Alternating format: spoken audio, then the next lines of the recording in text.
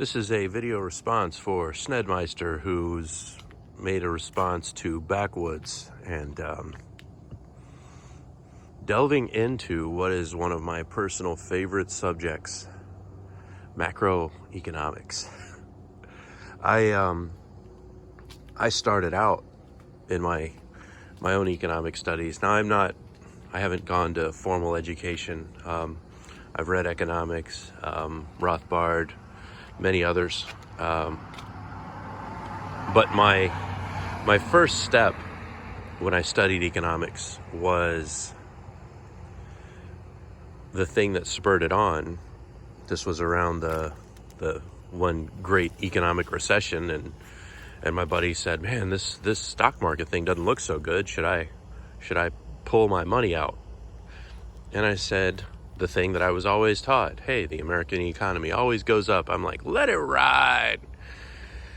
Lo and behold, stock market goes down, and I mean down, buddy. And I didn't understand it because it didn't, in that short time frame, it didn't jive with the thing that I was told when I was younger. Like, always invest in America. Oh, concrete truck. Must be construction in the area. Anyway, my first step was to look at the Great Depression. Hey, another concrete truck. Must be a lot of construction. A third concrete truck. Wonder who's paying for all that. Hang on. These bitches are big. Oh my gosh.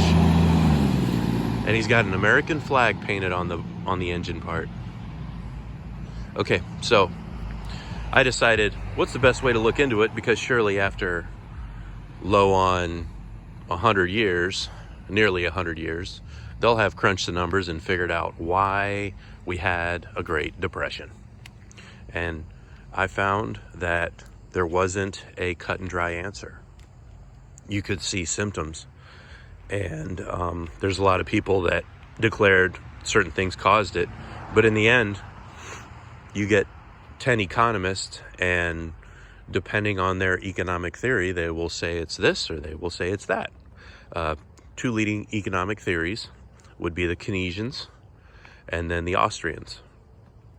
The Austrian economic theory is one that I would say a lot of us over on the conservative side like. We like the hard money. It's a closer to the household. Like, we're really looking at, okay, who's paying for this? How are we going to cover this? True money with a end of term for the transaction to be covered. Hard money, hard value. Keynesians, on the other hand, apply interest, debt, and actually balance it out through the negative. There's a lot of nuance to it, and I am not qualified to truly speak on it. What I'm going to be doing in this video is give you an example of how it worked and how it worked really, really good. So the Great War, World War I, when it broke out, all of these nations mobilized. Now, France mobilized a long time before that with the Napoleonic Wars, and he presented an army the scale of which nobody could even imagine, and maintained it and sustained it, and it was nuts. Further on, the Great War starts, and it's awful. So many nations mobilize. So much money is spent. Uniforms, personnel, food, munitions. Economists argued, don't worry. At this scale, well, don't worry is not a right way to put, but they said this is going to end soon, because there's no way that economically this can be supported. There's not enough gold in the world to keep this up. But guess what happened? It kept going. It didn't stop. It kept going. It didn't stop. GDPs of different nations to piggyback off what Sned was saying, had outgrown what hard money could actually keep up with. Production continued because the hard money didn't matter. It was what the country itself could actually produce. And the war continued on, much to the world's peril. A huge amount of wealth was redistributed to the United States. Everybody sent their gold over here. And the United States began taking the first step as the world's reserve currency. We already had a staggering amount of silver, already had a staggering amount of gold. That stuff from the gold rush and the silver rush, it doesn't just evaporate when it gets spent. It transfers. So, further on, World War I, production, industrial capacity gets destroyed on the European continent. And fast forward a little bit to World War II, production and industry on the European continent, as well as the Asian continent, gets destroyed, leaving the United States and Great Britain as the two nations that are still able to continue production, to actually have a GDP at the end of all of it. So just imagine it like the slosh. Imagine a money slosh, only it's not the money that's sloshing, it's production potential. Fast forward to today.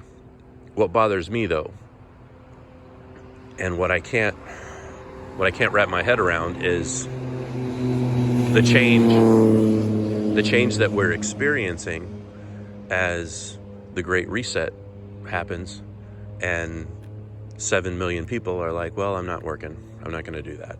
No, I'm not going to do that. So it forces me as a businessman.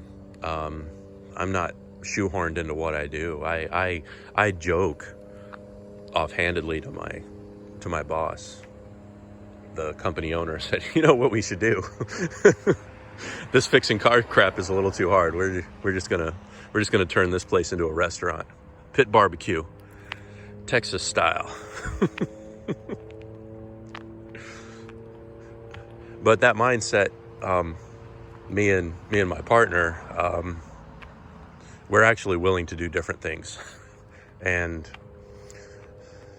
that's kind of an aside from this video, but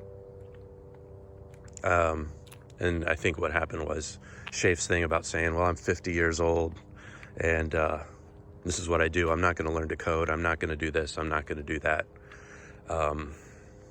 I understand what you're saying. And I know, and I imagine I know what you mean. And knowing you, I know you don't really mean that. You are very much like me. If you had to dig a ditch for 12 hours a day to put food on your family's table, I know you'd do it. But one thing about being 50 years old, you strike me as a Saturday Night Live fan. Have you ever seen that one? Oh, I can't remember what her name is, but she's like, I'm 50 years old, people, and I'm a choo-choo Charlie and a class act. Okay, this one done spun off the rails. I guess we got to the bitter end of that thought. That's where my brain gets sour. All right, good looking out, everybody, and we'll catch y'all later.